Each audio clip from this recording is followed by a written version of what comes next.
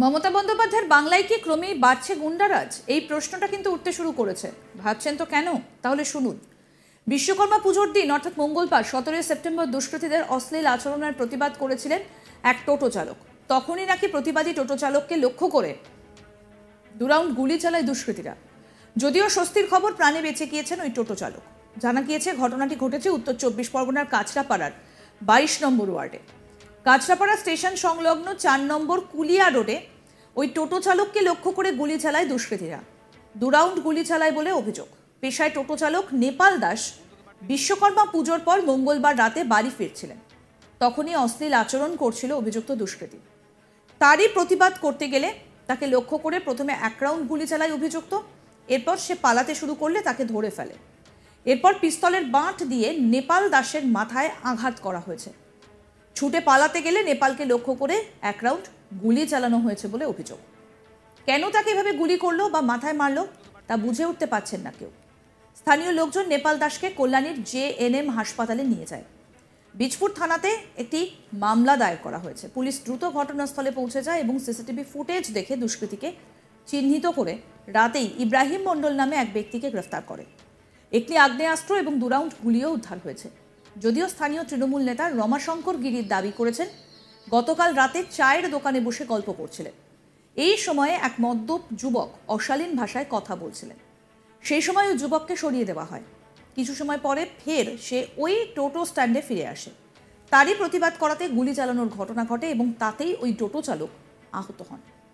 কি বলছেন তৃণমূল নেতা রমাশঙ্কর গিরি, শুনবো।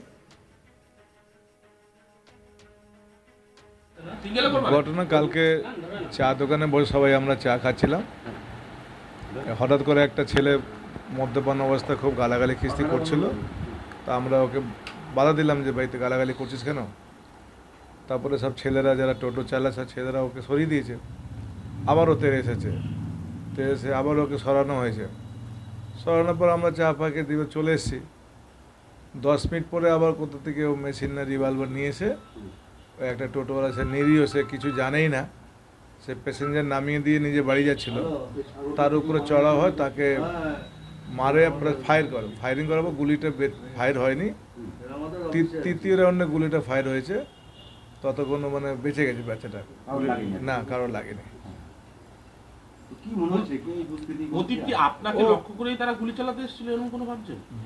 যেহেতু আমার সঙ্গে হয়েছিল, আমি সরিয়েছিলাম, তারপরে সে সামান্য একটা ঘটনাতে এত বড় ঘটনা করবে সেটা মাথায় ঢুকতে পারছে না। সেরকম কোনো কিছু হয়নি, একটা গালাগালি করছিল, আমরা তাকে সরিয়েছি।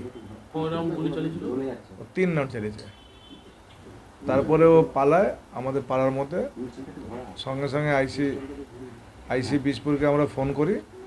আইসি সাহেব আসে, ওনার টিমও সব আসে, সবাই মিলে খোঁজ করার পরে ওকে ধরা যায়। এখন তো সেই মুহূর্তে পুলিশ নিয়ে গেছে, আমরা সেগুলো সাসপেক্টেড আছি যে কী ব্যাপারটা হলো। পুলিশ কাছ থেকে আবার কিছু ইনফরমেশন যদি পাই আমরা। কোথায় থাকে? প্রথম বললো কাছড়াপাড়া 22 নম্বর ওয়ার্ড ডেঙ্গাপাড়া বরতলা। তারপরে বলছে ওইখানে বাবা বাড়ি, আবার কল্যাণী, হরিণঘাটা, সোদপুর, বিভিন্ন জায়গাতে বলছে। আপনি কি বলছেন, এটা কিলার? না, একদম প্রফেশনাল কিলার, এটা তো দোমত নেই। ব্যবসায়ীগত কোনো সমস্যা কারোর সঙ্গে ছিল? কোনো দিনই ছিল না আমার সঙ্গে। আর এটা ও বোধহয় এখানে 2-2.5 ঘন্টা থেকে রেকি করছিল।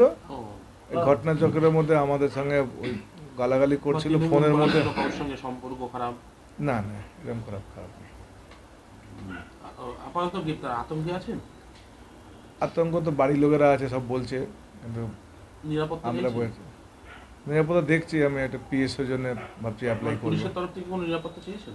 না, এখনো চাইনি, আমি এখন দেখা করবো, বলবো। এই ঘটনায় বিজেপি নেতা অর্জুন সিং এর অভিযোগ, ব্যারাকপুর সহ গোটা রাজ্য অপরাধীদের মুক্তাঞ্চল হয়ে উঠেছে। একটা শ্রেণী লুটে পুটে খাচ্ছে, আর যারা সাধারণ মানুষ, ব্যবসায়ী আছে, তারা সমস্যায় পড়েছে।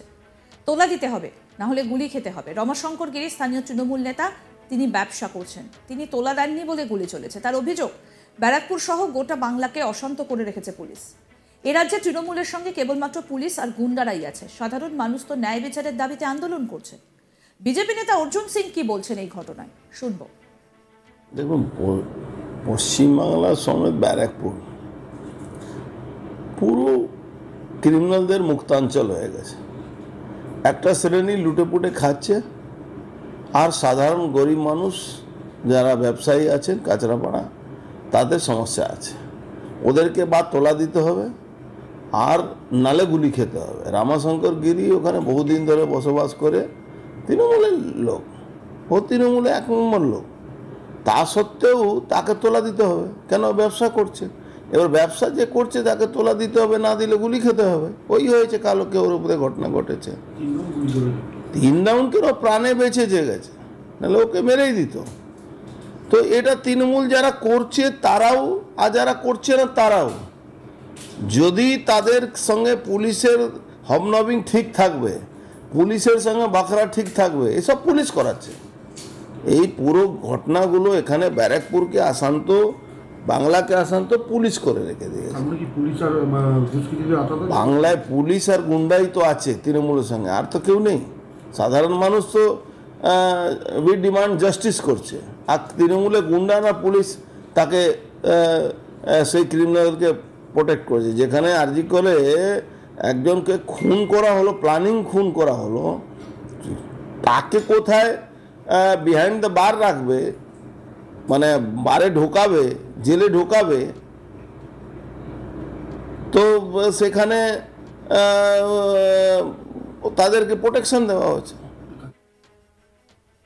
আমাদের প্রতিনিধি দীপক দেবনাথ কি প্রতিবেদন তুলে ধরেছেন, শুনবো এবার।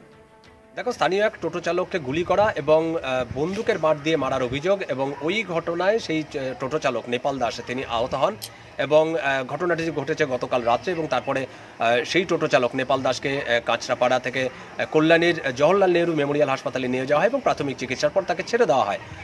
যেটা জানা গেছে যে গতকাল রাতে ওই কাঁচরাপাড়া স্টেশন সংলগ্ন যে কুলিয়া রোড আছে, সেখানে যে টোটো স্ট্যান্ড আছে, সেই টোটো স্ট্যান্ডেই অপেক্ষা করছিলেন বা বসেছিলেন স্থানীয় তৃণমূল নেতা এবং ব্যবসায়ী রমাশঙ্কর গিরি, এবং সেই দোকানে তারা চা খাচ্ছিলেন, পাশাপাশি আলোচনা করছিলেন।